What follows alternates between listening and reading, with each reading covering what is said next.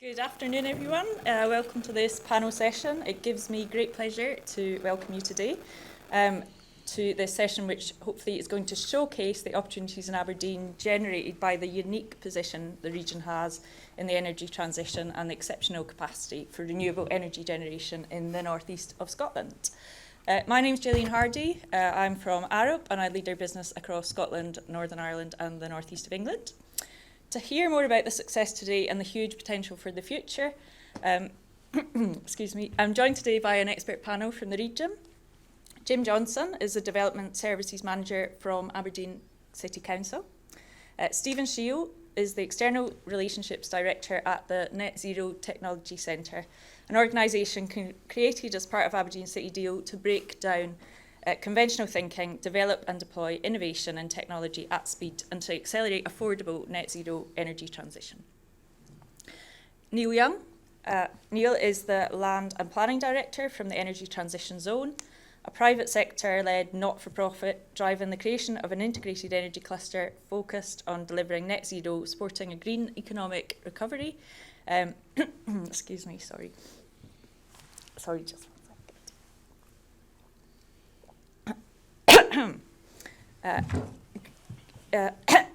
a green economic recovery and delivering jobs for the region. And finally, Katie Butler, she's the Chief Financial Officer from BP at the Aberdeen Hydrogen Hub, a scalable green hydrogen production, storage and distribution facility in Aberdeen powered by renewable energy generation in joint venture partnership with Aberdeen City Council. So to get us started, Jim, it would be great if we could hear from you a bit of an overview of the opportunities in Aberdeen and across the region. Okay, good afternoon, folks. As you can probably see, I'm not Councillor Ian Yule. Councillor Yule was unable to come down due to circumstances beyond his control, so you get me instead. So I'm going to introduce what we're doing this afternoon. For us, this is energy transition is a key theme for the city of Aberdeen and the activity we've been doing. And if you were here this morning, you'll know that I had problems with my phone trying to get so I could read my speech at the same time. I'm having the same again, so apologies. So do you want to talk through kind of what we're doing and go through a very brief introduction to what today's about, what Aberdeen's about, and what we're trying to get forward, then pass over to the guys that really know all the detail that I don't have that great a detail on. So the administration is very supportive of the move towards net zero. We have a net zero action plan. We declared a climate emergency and have over the past 10 years invested significantly in energy transition projects and activities with partners including the Scottish Government, the UK Government and various other partners represented here at the panel. So it's something that we are very committed to as an organisation going forward. It's also something that we see as being important for taking the economy of the North East forward, and it's important for the city in that sense, not just up to this point, but also for the future. We have 35,000 to 45,000 jobs in the oil and gas sector in Aberdeen and the North East in the Aberdeen City region, and it's vitally important that we look at how we transition both the economy and the city in terms of energy transition and make sure we reap the rewards of that in terms of jobs and retaining GVA going forward. As you may be aware, Aberdeen is a leading hydrogen city. We have invested for the last 10 years in hydrogen projects, and Katie will talk more about the hydrogen hub that we've worked with the JV that we've done with BP. We have a fleet of 25 double-decker buses, world first double-decker buses from a company in Northern Ireland. We have a fleet of 85 other vehicles that are either dual-fired, dual-fueled or hydrogen fuel cells. So we've been doing a lot of experimentation work and we're continuing to look at how we can expand that. We've done some recent studies around heat and whether we can convert properties, bring hydrogen into the heat networks that we have and also for other areas. So we see hydrogen as being a key opportunity for the city and for the economy. For the city in terms of how we might decarbonise so we can get to our net zero target by 2037, but also how we retain the jobs that we have in the area. The other area that we've been involved in, heavily involved in, was offshore wind. So if you're in that, if you come to Aberdeen, you'll see there's an offshore wind farm out just on the bay. That's been there since 2015 and has been operating, so we've been at the leading edge of that activity. And the announcements around ScotWind and Intog again place Aberdeen very much central to the development of that offshore wind, both floating and anchored offshore wind. So again, an important opportunity for us in terms of investment around energy transition and activities that my colleagues on the table can talk a bit more about where we're looking to how we multiply that opportunity up into economic opportunity. We've an area which Neil will talk about, which is called the Energy Transition Zone, and Neil will be able to talk to you much more about that, but that's a dedicated area for energy transition activity, and I won't steal Neil's thunder by talking about all the bits that are in here. We work very closely with industry and various partners, and that's something that as a city we work hard at making sure we do that partnership piece, because as I've said previously, we can't do it on our own. We have to work with both the public sector and the private sector and the academic sector to make sure that we maximise the opportunity and maximise the benefit of the opportunity we have. So for us, we see this opportunity today, this hour that we're going to be talking with you about, as to highlight the opportunities that what we've done, what we're going to do going forward, and where there are investment opportunities and where partnership opportunities are for us. That's me. Great. And over. Thank you, James. So I think we've got a short video from Invest Aberdeen to highlight some of those opportunities.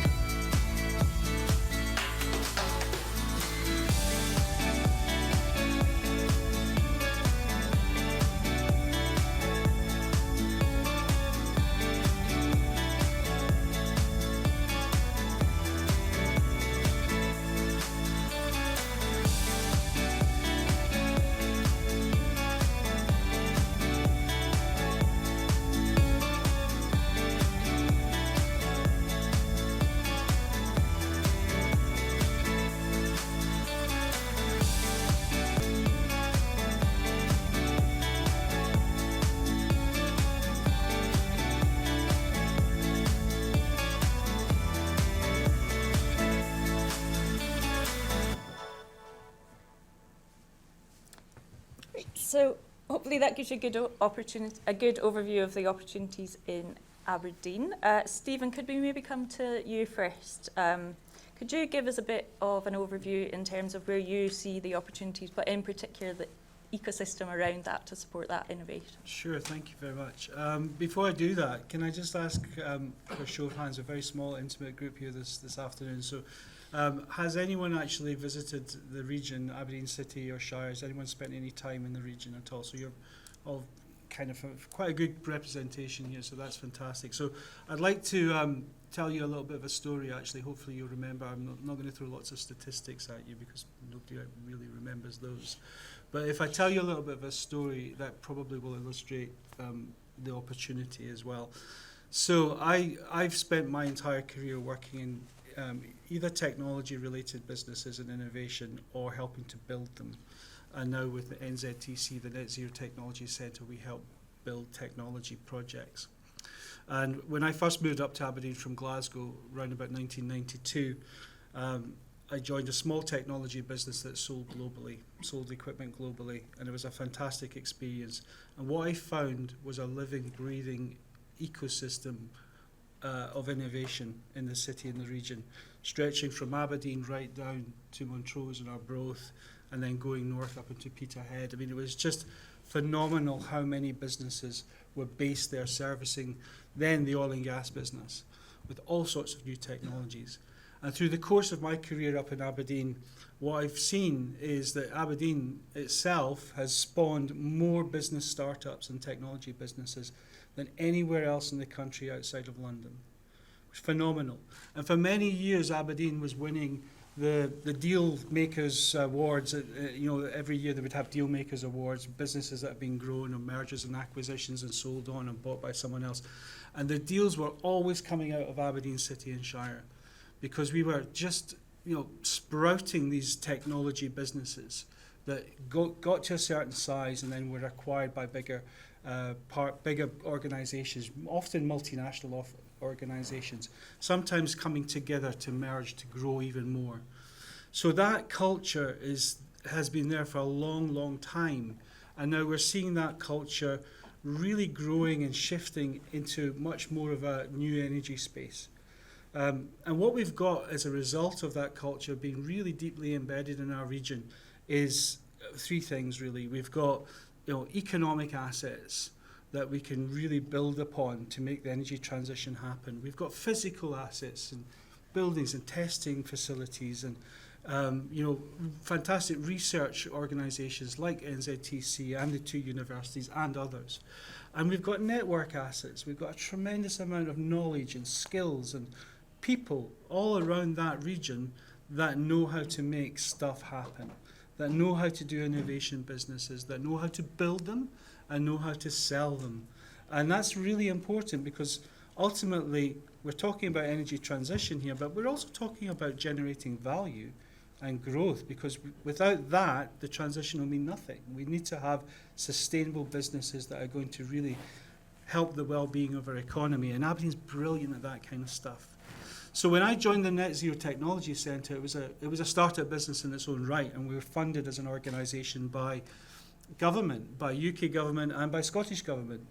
One of the rare examples of them coming together and actually agreeing to do something and funding jointly, working very collaboratively. Trust me, that is rare in Scotland, because the two governments don't really talk or collaborate very well together at the moment, which is a shame.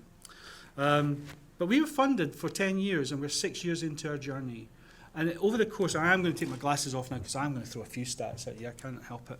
So over the course of this last 6 years, what we've managed to do is co-invest £253 million worth of funding with industry. So for every government pound put in, we like to think we get roughly between £6 to £10 from industry into the projects that we're generating.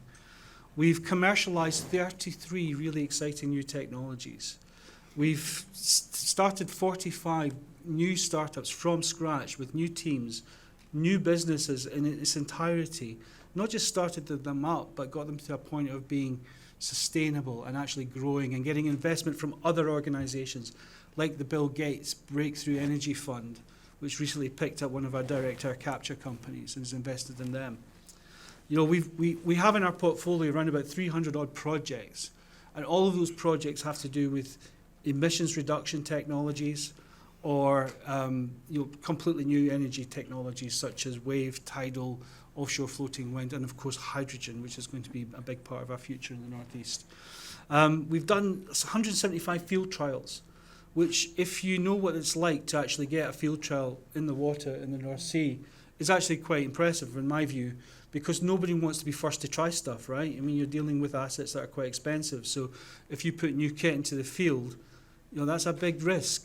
We've managed to de-risk that process for technology developer companies and get the operators to really try the stuff out offshore. Fantastic result.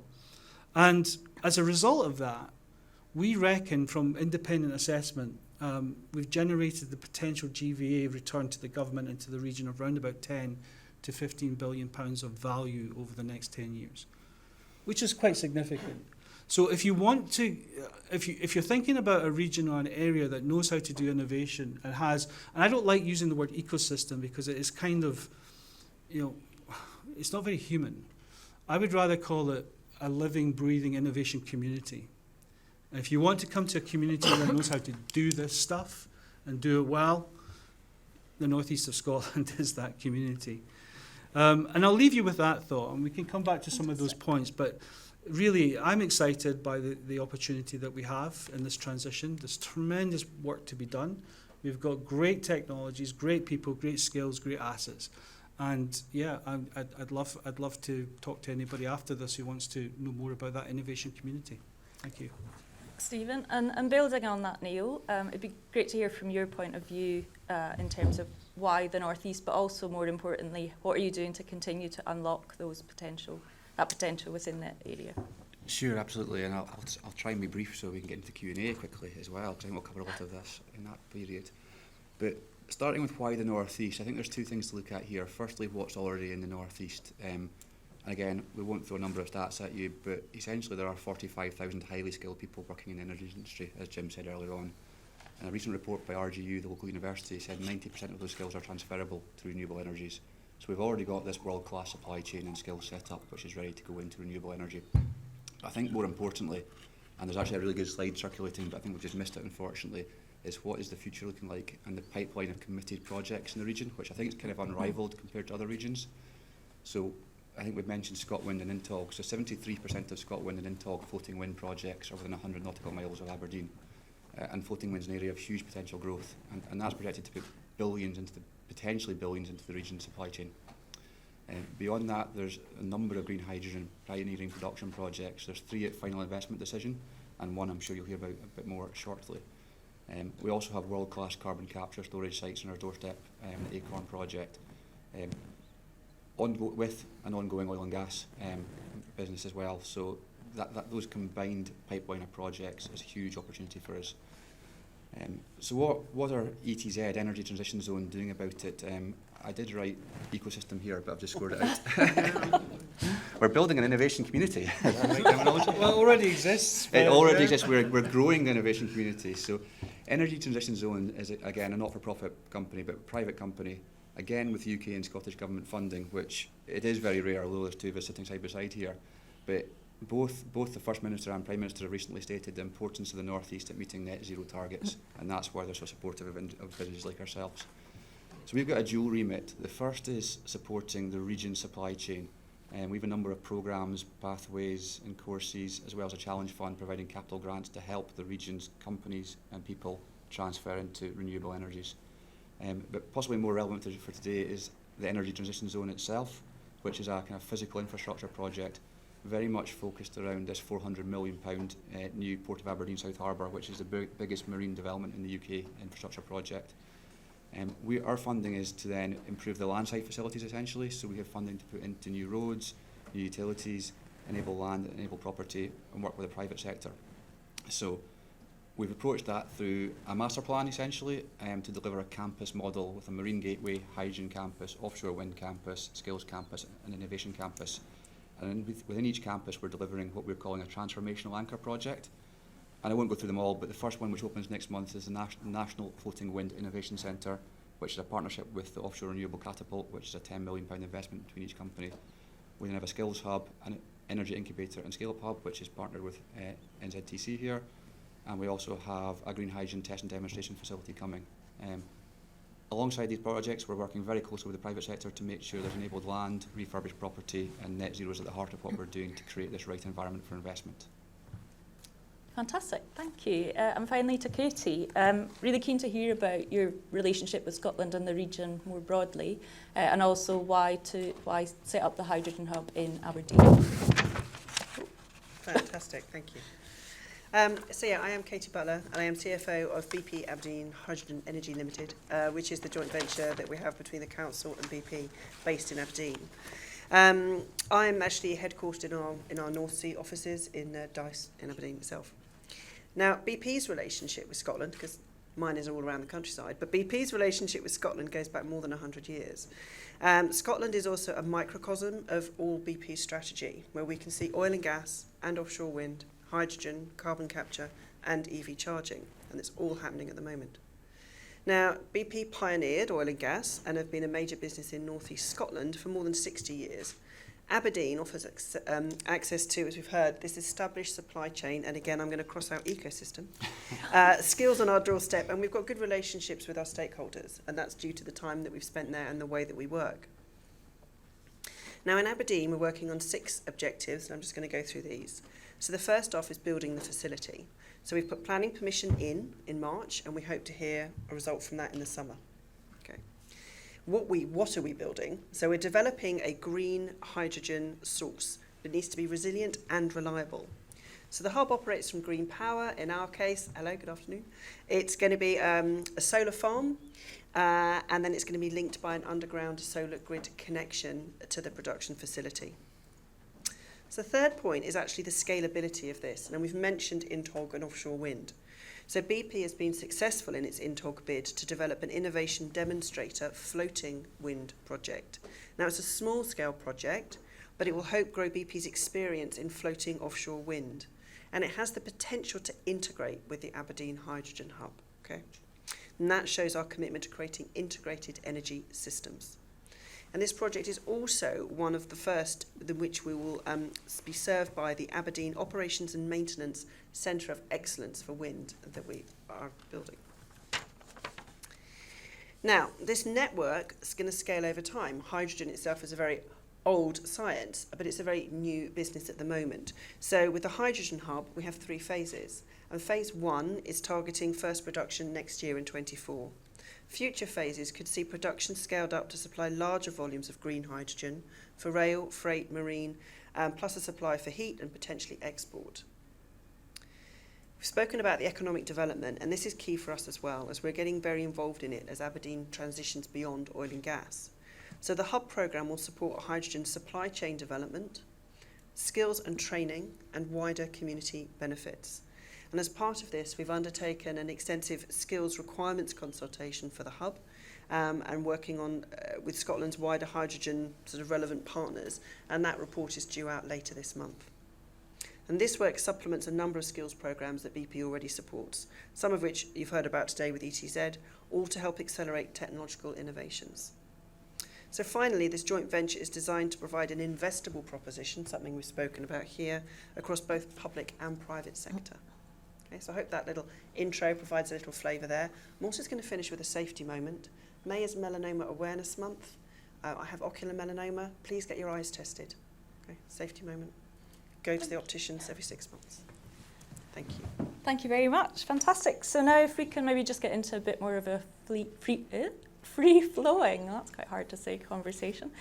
We don't have Slido today, unfortunately, so if you can start thinking of your questions and get your bravery ready to face the roving mic, that would be greatly appreciated.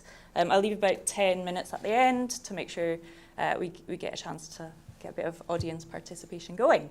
So, Jim, could we start with getting a bit of an understanding with how investors can engage with the city region and also what support's available to them?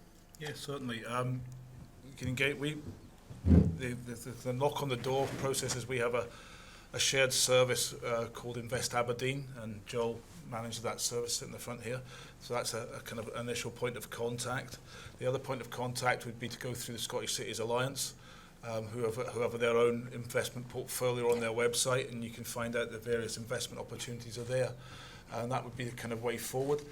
As I said, we work very much in partnership, and Neil has alluded to the kind of activity that ETZ are doing. The council itself are keen to work with potential investors, either people who want to locate their businesses into the region or people who want to invest in the region to help us then grow our economy and sustain our economy. And I head that team up. That's my role. I head up the economic development and regeneration activity for the council. Hence the reason why I'm here. So that's that kind of point. In terms of support, we're looking at, in terms of the kind of the governance and the planning, we're bringing together trying to speed up that activity by bringing a single point of contact, so people can then have a dedicated team of people working with them on their projects to move that forward, to move projects forward quicker. There's support for various skills activity, as Stephen mentioned, also Neil mentioned. 90% of the skills in the oil and gas sector are deemed to be transferable into renewables. We have a number of partners that are working on support packages to encourage people to do that, to encourage people to develop their skills so they can work between different parts of the energy sector going forward. It's unlikely that someone will be in oil and gas and nothing else. I think what people are suggesting is people will move between oil and gas, offshore wind, potentially hydrogen over the next 10, 20 years, while this mix of fuel usage, mix of energy changes over time. So we have partners that are working for that, and we can help direct people into those partners to get the support that's there. There's an organisation called PITO, for example, who are funding from the Scottish Government, for an energy skills passport, which means that people can get their skills, get the passport, and then they can go and work in different sites and different sectors. So it's a really innovative approach to that, and it's kind of helping keep that job there and keep the skills in that area. So there's a whole bunch of activity going on around how do we retain skills, how do we make sure we've got the skills. As Neil mentioned, there's work going on from partners around the supply chain, getting the supply chain to shift from the oil and gas into the renewable area. Again, not such a big shift as when I started with the council, thinking that's a big step, but it's not that big a step. So there's areas around there. So there's a whole bunch of stuff going on. If you're looking to invest in the area, we're keen to talk to people about what kind of partnership work we can do. As I said at the start, we don't see ourselves being the only solution to this. We need to work with partners. We're keen to help develop the economy, so we're doing that economic transition.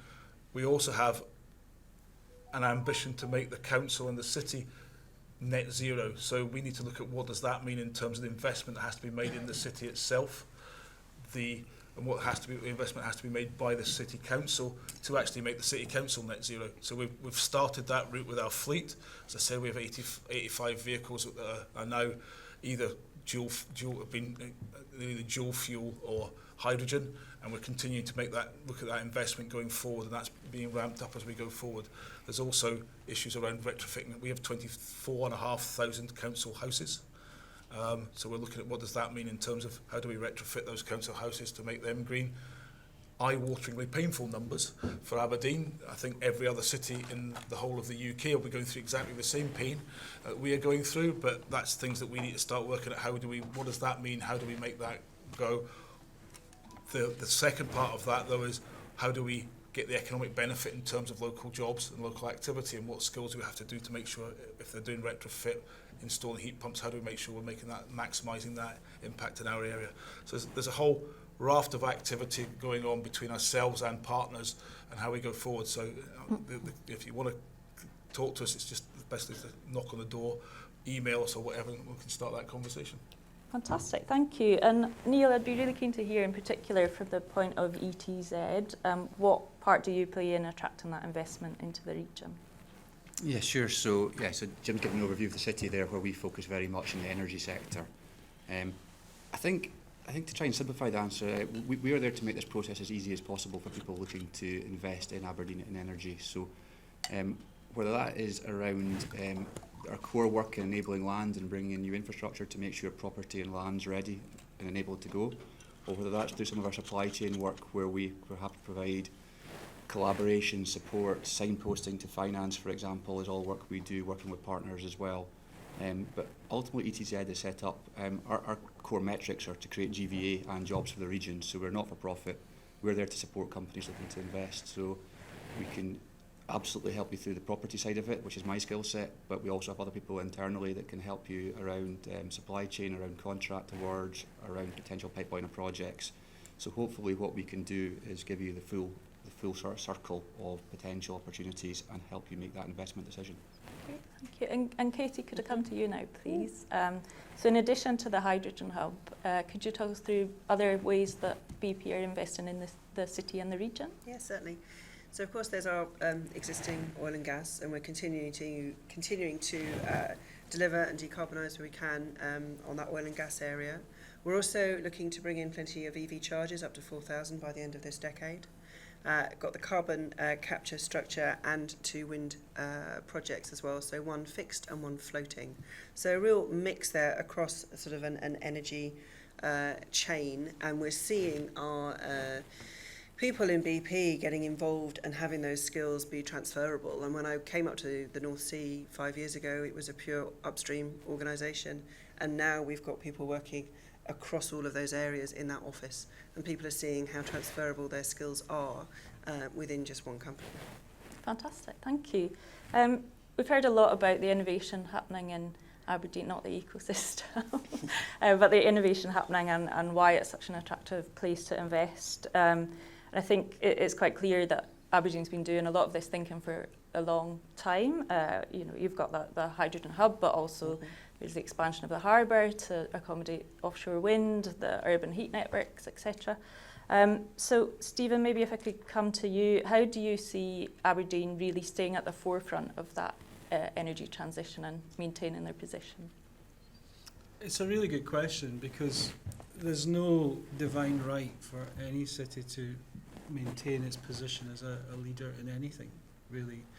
And when you look at what's happening in clean energy technologies throughout Europe and also America, there's definitely an international competition to grow clean energy technology ecosystems, I'm going to use that word now, elsewhere. So why should Aberdeen maintain its leading position? I just come back to the whole community that we've built up over the last 50, 60 years. I mean, we have this cluster of capability and knowledge and projects. Access to projects is really, really important. And when we're working with small technology startups through our accelerator program, for example, one of the great things we're able to do is to get their ideas and their technologies actually to get the tires kicked by people who know what they're talking about. So getting them the right mentors from industry to actually sense check their propositions. I think we've got a lead. I think we still have that lead. And I think we will maintain it, because the level of investment coming in to Scotland, particularly the northeast with Scotland, is going to be phenomenal. And also we're building up our research base, and we're starting to export many of the technologies we've been working on, and many of the ideas and the thinking in terms of how do you transition an existing oil and gas basin to become much more of an integrated energy system. That work's being done here in the northeast of Scotland in particular. We are already beginning to export that thinking to other basins. So we have that lead, and I think we will maintain it. But there's no God-given right to do so. And we have to continually work hard, and we cannot see ourselves as being separate from the rest of the country or from the international community. Part of the reason the region has been successful in the past when it comes to innovation is that we've had a very cosmopolitan outlook, and we've welcomed investment from all parts of the world, and we still do in this new emerging energy system that we're building. So we welcome that investment.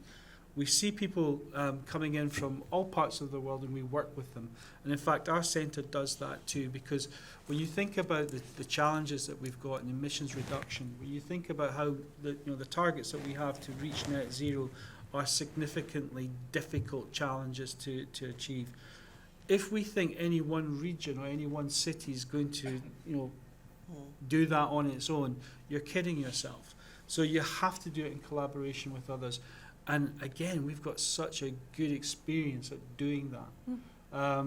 So we might not be the top dog in the list of leadership in terms of innovation cities. In fact, if you Google innovation cities, you're going to come up with Paris, and London's going to be at the top, and Tokyo, and all these massive big conurbations, capital cities. We're not that, but what we are is that energy is our thing, and we know how to get the right collaborations going. So I'm very optimistic that we will certainly be a leading voice and a leading driver of many of the technologies in the future. Great, thank you. And Neil, did you Yeah, want can I to just come in? build on that slightly, because it's a really good point that we have no divine right. So I just thought I'd bring it back to a current example that we don't stand still, that within the Energy Transition Zone we're currently developing 2 new projects, but one in particular is the Energy Incubator and Scale-Up Hub, to build that community for innovation. And I think it's important because there's a collaboration there, which is a BP as a capital funder, an NZTC alongside the National Manufacturing Institute of Scotland and ETZ to provide that support network in that property. So it's really important that we don't think we have it already. We have to keep building and supporting and keep that collaboration going. And right next door to that property, we're then building the Energy Transition Skills Academy, which is, those properties will talk very closely together. But again, that's collaboration with NESA, which is the National Energy Skills Accelerator, which brings the 2 universities and the college into play as well. So that is, that's possibly combined between 15 and 20 million pounds investment happening this year and next to create this kind of ecosystem that we want to keep building. Fantastic. Yeah. And I'll just add into that, so that, when I was talking about, what does BP have when it invests in Aberdeen, it has all of this. And, we want to sort of work, if we can get things right as an integrated energy company in our backyard, we can take that elsewhere. And we've got such an opportunity to get ahead quickly compared to some other cities in Aberdeen because of the relationships and the knowledge and the experience and the sheer number of engineers that we are in Aberdeen. We're looking to take the knowledge that we've got into other cities or other big BP sites to think about how we incorporate and build that whole energy transition. Great, thank you. So we've heard a lot about the innovation and the capability and the skills and the rich culture of creativity within the region. I'd be really interested in what are we doing to really retain those businesses. So we're supporting them, we're investing a lot in the start-up of those organisations. What are we doing to really make sure they stay in the region? Jim, do you want to start? Yeah, so we're about to publish our regional economic refresh of our regional economic strategy. Everyone has a regional economic strategy, so we've had to publish our own one. It focuses very much on the kind of key strengths and the key assets of the region, both hard and soft, and not surprisingly, energy's in there. So all the work that we're doing around growing the economy is about building from that strong asset base that we have in terms of the companies that are there, working with those companies. Neil's organisation are doing a number of, as he's mentioned, supply chain development programs, which is about identifying those companies that are in the supply chain and helping them develop their activity. We've identified sites that require investment and move forward. So we have the facilities, we have the land that's there. That's the kind of steps that we are taking and facilitating as a council and working with our partners to do that. I think one of the things that is just scribbled down there is, what is it with what is about Aberdeen? Aberdeen has got an investable proposition which is about an established asset base going into a growing market sector where we have a lead both technology-wise, supply chain-wise, skills-wise, and we also have the land and the ability to actually invest in that land and make that land usable. And that's the kind of strength that we have, and we're not just looking for new business, we're looking to build what we've got, because that's how you go forward. It's a lower risk in terms of taking you into a new market. It's an existing market, a different part of an existing market with an existing asset base. It's not going to somewhere completely new with a new product. So that's that kind of analogy that I would take for us to what we're doing. And Stephen, I think you mentioned, I think it was 33 technology companies you've really put into to help commercialise. How are you helping with those startups and making sure they retain? Well, you can't nail anyone to the ground, You can't say you have to be based here.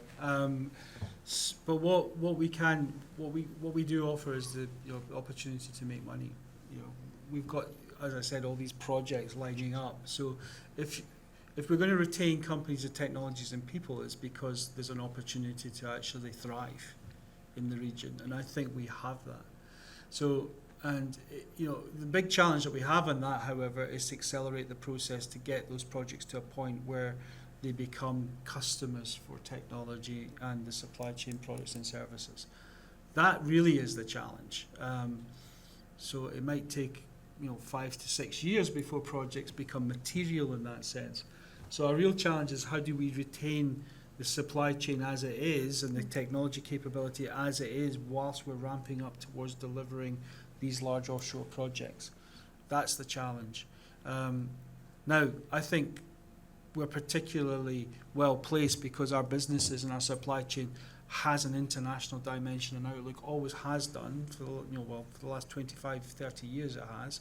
And we're doing businesses from Aberdeen. We're doing business from Aberdeen, based in Aberdeen, selling to all sorts of different locations. So it's a great place to live and work, but it's also a great place to make money. So that's what's really ultimately, if you have to be crass about it, that's what's going to keep businesses in place. Yeah. Fantastic. And Neil, in terms of the supply chain, the diversification and the expansion of that supply chain, what part are ETZ playing in that, and how are you supporting that transition, particularly in skills? Yeah, just touching on the previous one briefly first, I think projects is certainly the answer, and bringing it back to kind of a real estate element, the take-up's already vastly increased in Aberdeen year on year due to the pickup in oil and gas and other energy as well. Now we have pipeline of green energy projects for the end of the decade. Now is the time for these companies to start taking advantage, I think, especially from a real estate perspective. We haven't seen the same levels of investment in property and real estate over the last 5 to 10 years because of the downturn. Now we've seen a pickup, we've seen take-up almost double, and we've got visibility to projects. I think that's such a strong story to send out to the market now for Aberdeen. I've now forgotten the real question, sorry. No, it was around the diversification and expansion of the supply chain. Yes, not my area of expertise, I've got to say, but yeah, we have a supply chain, core element of what we do. One of our remits is to support supply chain regionally. With that, we run a number of programs, often in partnership and collaboration, to help that supply chain transition to the new, transition their skills and people to take advantage of these new opportunities. I think the most exciting one is one called the Challenge Fund, which has been supported by the Just Transition, which is essentially a £500 million fund just for the North East and Moray area. So we were very successful in getting funding there. And that allows us now to put capital grants into supply chain companies who are looking to transition towards renewable energy, net zero, decarbonise. So I think this year we've got £4 million in grants, and that'll be match funded by the private sector to help them make that move. And that challenge fund runs for a number of years, albeit I can't actually remember for how long. Fantastic. So I'm going to ask... 4 years, Anna's telling me 4 years. So. I'll just do one final build that you alluded to, Stephen, which is it's a cracking place to live. I've moved up, I was only going to be here 2 years. I've ended up staying 5 years, buying a house. The education system's fantastic. And it's a cracking city in which to bring up a family. It's got great culture, and you see more and more of that. And it's an international city with a number of energy companies in. There are people that move through and therefore remember Aberdeen and are people to connect with and join into in organisations, and those that move up and stay. So that diversity is something that really surprised me, naively, when I came up. But it's one of the reasons I like it so much. I think we undersell that, actually. I think we score very highly in best places to live in the UK. I think our university scores very highly in terms of the rankings, and I think our schools score very highly as well. So we probably do undersell that as a region. Thank you. So be keen to get a bit of audience participation, if we could. Has anyone got any questions they'd like to ask the panel? Yeah, gentleman at the back. Just to be awkward. Exercise. Get your steps up. That's not a difficult question. Hey, Colin Brown from Burness. Paul, we've an office in Aberdeen, as many in the panel will know. I'm just interested in the last comment about real estate investment opportunities. Obviously, as a real estate lawyer, I've got a number of clients that have owned stock in Aberdeen that has become very dated. It's been sold, I guess. Investment funds have lost money investing on assets. Now, to be fair, they've lost in other parts of the country as well. But it's how do we persuade these clients, particularly clients that are southern-based, that coming up to Aberdeen is, and I studied Aberdeen for 5 years, I love the city. I echo everything you've said about how great a city Aberdeen is. How do we encourage these opportunities and persuade people? I mean, we've been at a conference for 3 days where every area in the country is looking for that money. how do we make Aberdeen the best place to come? Who wants to start? I'll happily take that, given Yeah, it's go probably my background more than anybody else's here. Yeah, it's a challenge, is the answer. There's no doubt many of the funds, and my previous background was a developer, so, and actually Burns Paul were lawyers, so I know many of your colleagues well. But during the oil price crash, there was many investors that did have pain, as you said, around other parts of the country as well. What we've seen recently, though, is that change. And Aberdeen is a city and an industry which does go up and down in cycles, but we've seen the upward turn the cycle again, and take-up would back that up. I think where we can really make a compelling story, is around both green energy and about green credentials to our buildings and our real estate as well. I think that ticks a lot of boxes for investors, and we had a couple of conversations yesterday with people that have bought investments in the city and were looking to offload but are now considering refurbishing and holding, and also looking to buy again for the first time in a number of years. So that's really encouraging to see. And I think we have to keep the skill sets, here, not just here obviously, but in the region, keep building the green energy story, keep getting the covenant stronger, keep looking at long-term leases again, but always with the energy as the backdrop of what we're trying to achieve, and that'll bring them again. Yeah, just from the council's point of view, I think it is a challenge, and it's how do we retain, how do we grow. If you read the P&J Live, it's like any high street. There's a lot of challenges or you could say opportunities in Union Street. And one of the upturns that we've seen recently is Shell moving their main office from Tullis into Union Street, and the impact that's had. So the council's city centre master plan and beach master plan set out ambitious plans for investment along those main areas. And that just drives that kind of vibe, that feel for the activity. The Union Terrace Gardens, which for people, I think virtually everyone said they're from Aberdeen, so hopefully you know where Union Terrace Gardens is, before I try and describe it very badly. So that kind of investment that's been done in there is open. There's more work and focus from the current administration, which then reflects on my role, about what we're doing with that city centre and how we're taking that forward, and we'll be making future announcements about opportunities to try and facilitate the development of activity on Union Street and the surrounding areas. We're keen to get more residential into Union Street in that area to drive the footfall, so that drives that ambition activity going forward. Too early to say exactly what that looks like, because I get shot when I get back to the office, so I said it in the public domain, because it's not been approved yet. So we're doing that kind of activity. We're doing a lot of cultural heritage activity as well, in terms of the video has the art gallery investment that's gone on. We're linking in a lot of the cultural activity as well, so it gives that kind of vibe.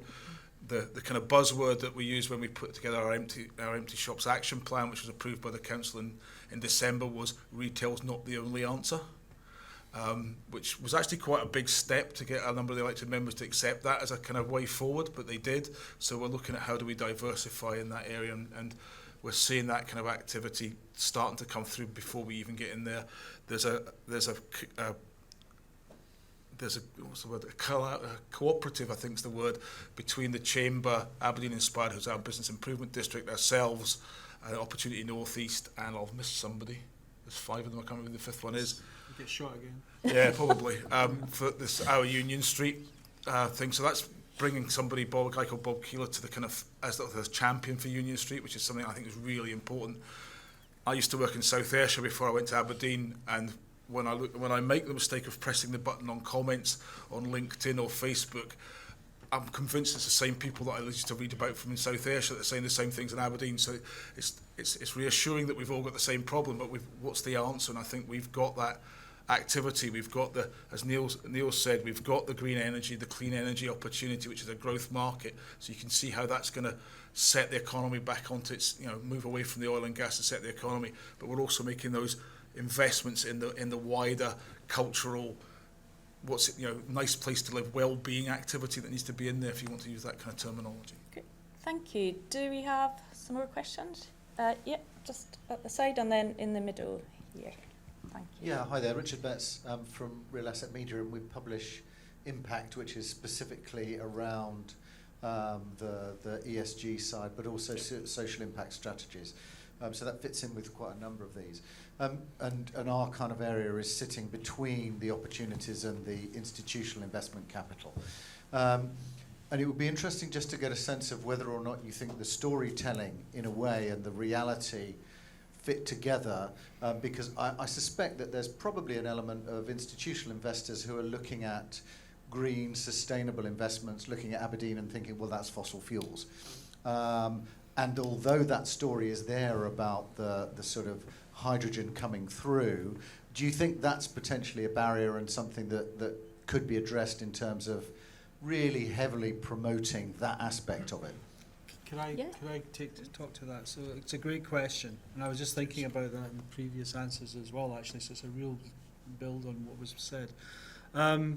So as a technology business, our time horizon is slightly different to dealing with problems on the ground right now. So we're dealing with technologies that might not actually make a visible impact until the next 5 or 10 years time. So, and I can see these projects and these technologies coming through, and then the gentleman at the back, obviously concerned about his clients, experiencing difficulties now, which I totally appreciate. But the good news story is the energy transition actually becoming more material. So I think we've got a piece of work to do here. I think we've got to make sure that the public in general, not just investors, but the public in general understand that a transition means change from one state to another state. And sometimes when you're in the process of going through that change, it's really difficult to see where you are. And what's happening in the North Sea is genuinely exciting, because what we're seeing is oil and gas businesses changing their business models. And some will thrive and some will not survive this process. I mean, I'm sad to say it will be the case. And unless you have significant income from renewable energy generation in the future, as a business, you're not going to be sustainable. And I get the fact that investors think oil and gas northeast of Scotland, because we've spent 50 years touting, the oil capital of Europe mantra. So that's true, but now we have to really kind of rebadge that and kind of get people to understand that this is a transition, and we're really beginning to build an integrated energy system. You can't see it right now, but guaranteed in 10 years' time, and I've got all sorts of maps and diagrams that explain it, but we're not using them here today.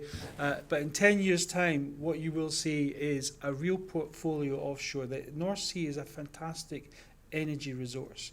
So you'll see floating offshore wind, you'll see fixed wind, you'll see tidal, you'll see wave generation from various communities.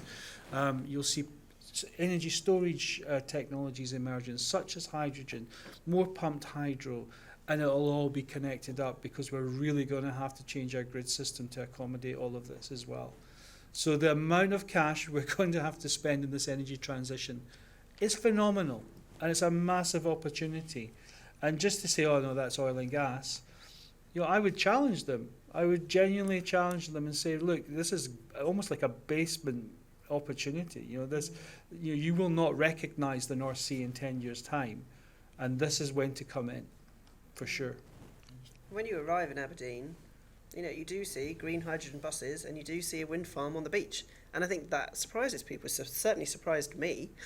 Yes, we've got a rig at the moment in the South Harbour, but actually you see a wind farm. And I think with the storytelling, there's something about getting people to Aberdeen and showing them that.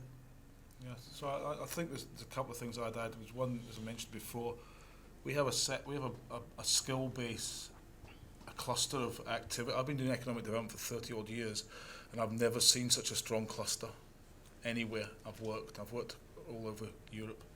So it's a really it's an energy cluster. It's not just an oil and gas cluster. It's about how do we get that message out.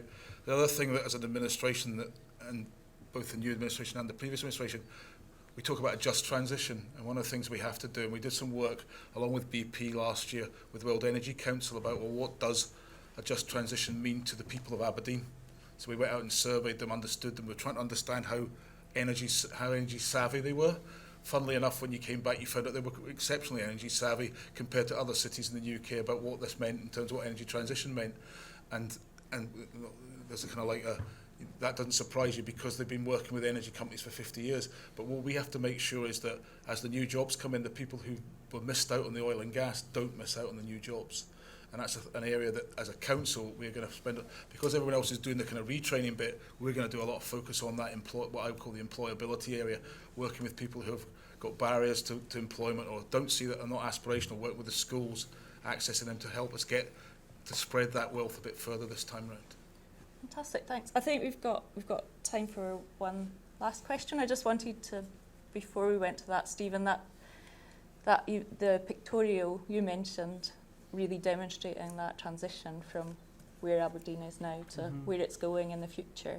It'd be really good to understand for the audience where that information is available and how they can access that. Well, yeah, funnily enough, there's all sorts of reports that we produce that with all that material in it. So if you go into the Net Zero Technology website, netzerotc.com is the address.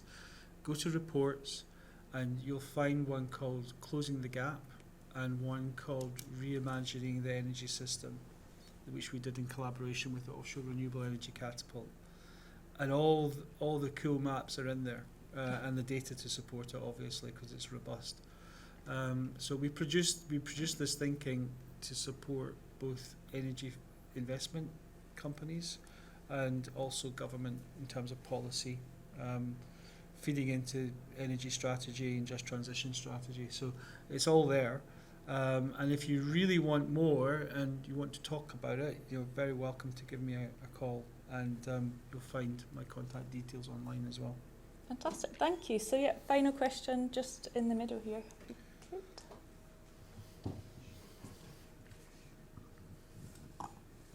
Thank you. Hi, I'm Molly Stratford. I'm a senior manager at EY and I work in sustainability in the public sector. I'm from Aberdeen as well. I grew up there, and I'm always very proud to say that that we have the first fleet of hydrogen buses. So my questions are more about the broader sustainability strategy, and they're for Jim. In terms of developing the sustainability strategy, and you touched on community engagement, was there much resident pushback? Was it hard to get them engaged and kind of win them over with your sustainability strategy? Just as I said, having grown up in Aberdeen, everyone had a link somehow to oil and gas. And then secondly, with your wealth of energy knowledge, what, if you are you and how collaborating with other councils and sharing that knowledge? Okay, yeah. So on the first question, it was I was surprised. I've only been working for the council about 2 years, and where I've worked elsewhere, getting community engagement can be really challenging.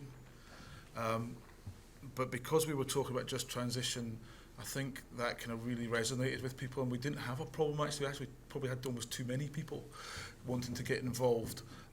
There were a number of projects that were bubbling under and coming to the fore in the public domain, so I think you got that kind of interest in that as well was driving it. But the baseline work that WEC did showed that we're a very energy savvy city and we're really interested in what's happening, and surprise surprise, because we've been doing oil and gas for 50 years, so that was in there.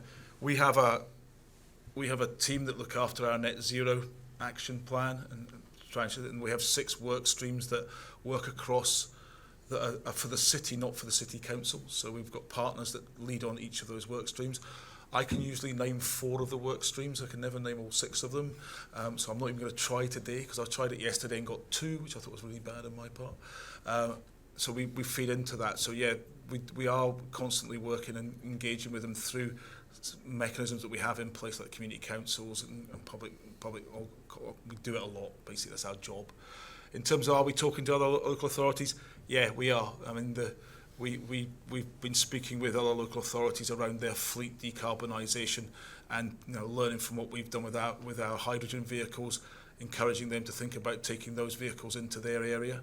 We have a shared service with Highland and Raymond and with Aberdeenshire for procurement, so we've got frameworks that would allow that to happen should they decide that's the route they wish to go down, and we'll encourage them to understand what that means.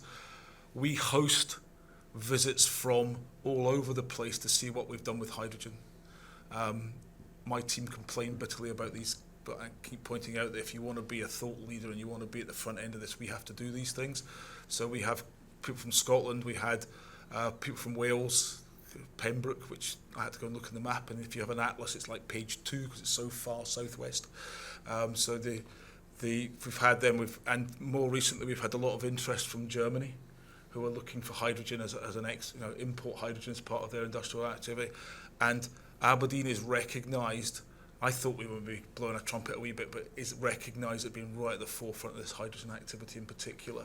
Now, I use a Colney line, which is hydrogen's not a silver bullet, it's a bullet with it. It's a bullet amongst bullets in a silver bucket. And we have to keep remembering that that's what it is. It's one of a number of bullets that we're going to be using going forward. It's not the only solution that we have, and that's the kind of thing that we have to keep reminding.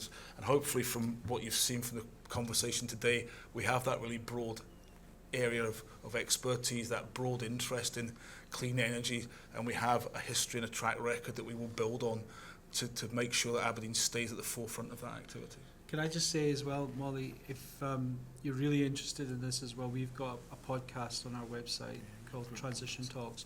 And the episode that I would encourage you to look at is with a chap called Michael Shank, who's a director with the Carbon Neutral Cities Alliance, which is an international organisation working with cities, in particular how to get community engagement and how to get the communities really involved in the transition. So it's a fascinating episode. I'd recommend it to you. Okay, so unfortunately we have run out of time for our session today, but I'm sure all the panellists will be around for a little while after the session. So it just leaves me to thank you all for attending and for your engagement, and thank our panel. Thank you very much. Thank you.